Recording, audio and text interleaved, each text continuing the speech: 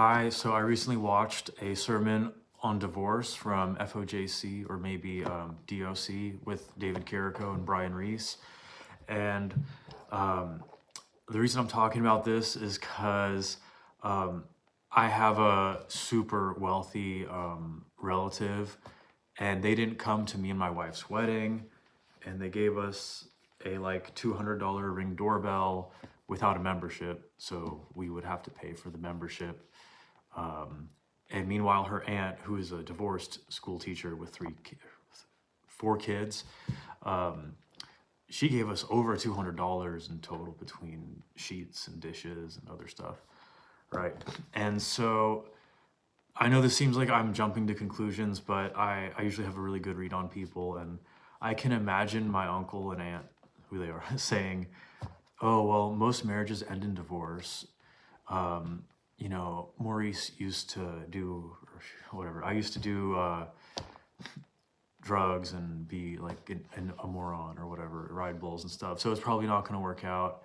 Let's just throw them a bone and not think about it. Keep in mind, they are cultural Catholics, right? So they say they're Catholic, right? When there's a funeral or something at like a Catholic church, they all are, you know, all of a sudden my aunt is very pious and wears a veil and all this stuff, but, you know, they love money, honestly. And so I wanted to bring up some divorce statistics that I had to go over for an assignment I'm doing for a class. Like, people know about 50 to 55% of all marriages in America will end in divorce. If you say you are a Christian but are not practicing, as in you don't pray every day or go to church once a week, that number is actually higher. It's more like 60 and higher. So if you claim to be Christian but you don't act like it at all, you're actually more likely to get divorced than people who are not Christian at all. Okay.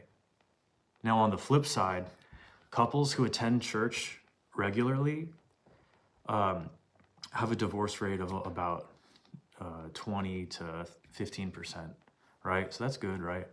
The percentage of couples who pray together every day, you know what their divorce rate is? It's almost 1%, meaning it's less than 1%.